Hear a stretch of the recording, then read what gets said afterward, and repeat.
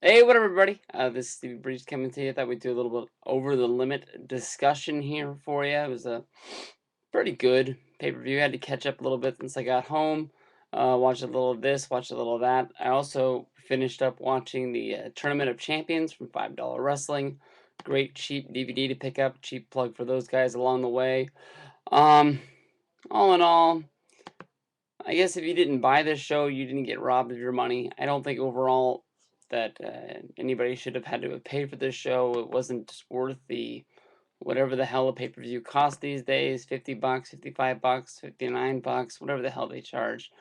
No way it was gonna be worth that for 3 hours of wrestling, but maybe pick it up on DVD.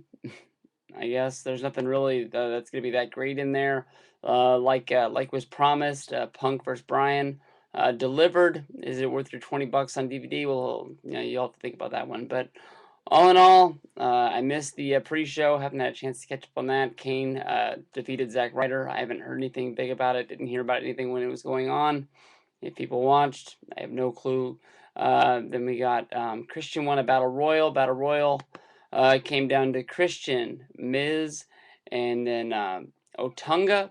I guess this is the start of Christian's face turn. It was just a few months ago that he was pro Johnny. They were going to put him on the WrestleMania card. Maybe this is going to build into the storyline, why he turned face. I was a little lost even into his match. It wasn't until after he won and he was so excited to become the Intercontinental Champion later on in the pay-per-view that I really believed that he really did turn face. But somewhere along the line, looks like Christian Cage is going to be on Raw, and he's going to be a good guy again.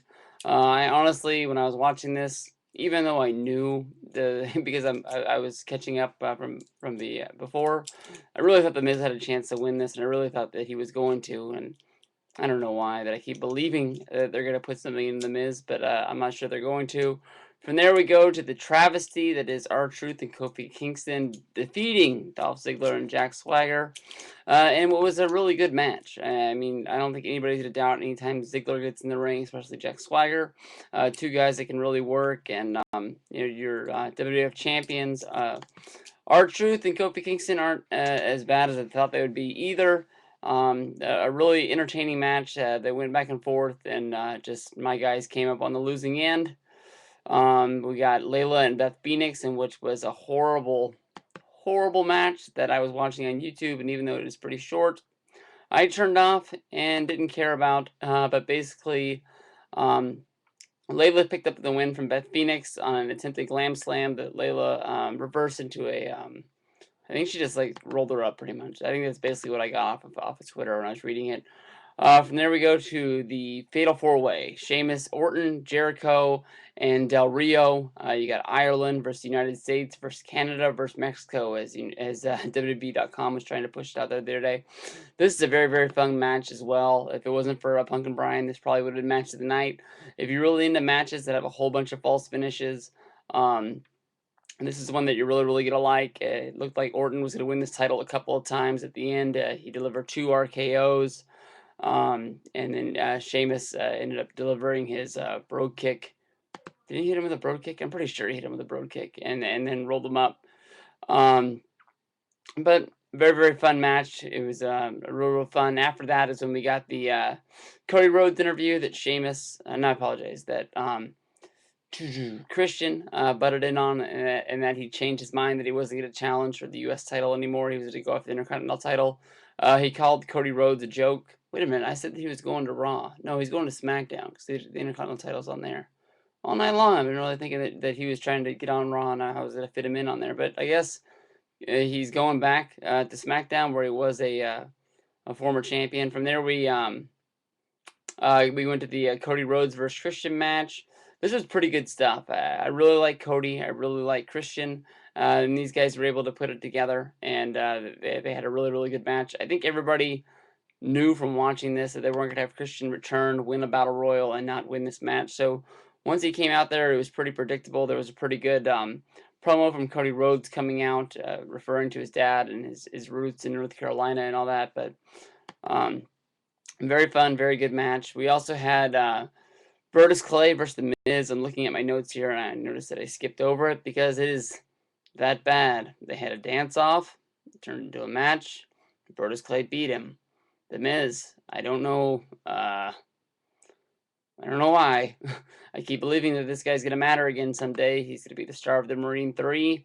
I know that nothing really happened with Mr. Kennedy after his movie. I know that nothing really happened to Ted DiBiase after his movie. But I really keep thinking that if they put these guys in movies, they want to make them stars. The Miz already was a star. He's a former champion. He held the belt for about 6 months. He beat John Cena in a WrestleMania main event. But I guess that doesn't mean anything anymore.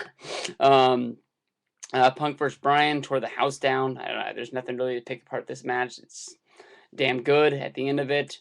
As he was putting the yes lock on, or the LaBelle lock. Who'd that guy beat? They sort of rolled it up. Like they made it say like Daniel Bryan was trying to get more, put all that he could into it, and then he rolled over onto his back. I've never seen him do that before in the yes lock, but I guess that's the way they explained it. And as they counted the 3 count, it was seconds later, but they wanted it to look like Punk tapped right as they counted the 3. More than likely, this will be a rematch at No Way Out. Hopefully, a submission match coming off the submission finish. But seeing these guys go at it again is going to be effing awesome, and I really hope they do, because I was really thinking this was going to be a one-thing blow-off, but maybe they just don't have anything for for Punk to do.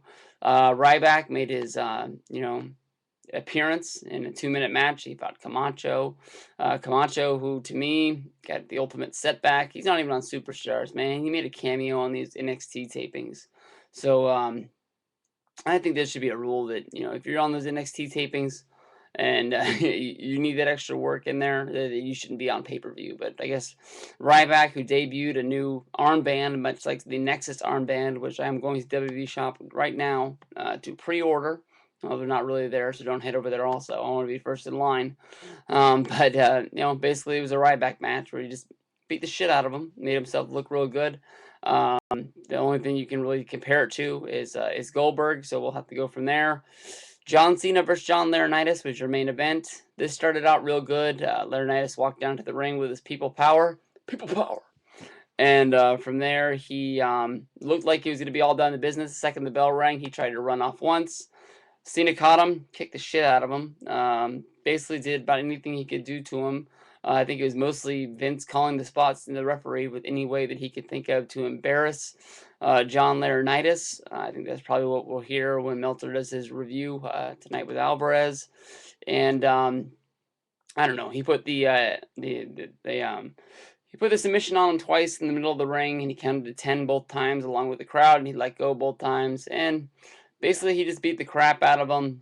Laurinaitis got a little bit of offense in there in the middle, and that's when the shit went downhill and just, came crap. And he tried to run away again. This time he ran all the way through the crowd, all the way into the back, and you knew that something was going to happen the second that John Cena didn't chase him and stayed in the center of the ring. The announcers made it sure to think that it was going to be some sort of a no contest and that Laurinaitis would keep his job. I was starting to think that maybe somebody was going to come out of the back and attack Cena in the middle of the ring since Laurinaitis was gone. Second, I started thinking that, and that this match could actually be saved. Big Show came out with Laurinaitis, brought him all the way back down to the ring, played around like they were going to beat him up. John Laurinaitis ran from John Cena right into the hands of the Big Show. The Big Show delivered him right to John Cena, picked him up for the FU, the attitude adjustment. And as he was about to do it, he punched him in the face, knocked him out. Laurinaitis came to and pinned him. So, same old shit. I think as everybody else's review on here is going to say, pretty obvious that this was going to happen. It's what happened. More than likely, No Way Out. Big Show against John Cena. Bryan versus Punk. And then probably, I was guessing, Orton versus Sheamus for the title. See where we go from there. Yeah, come on.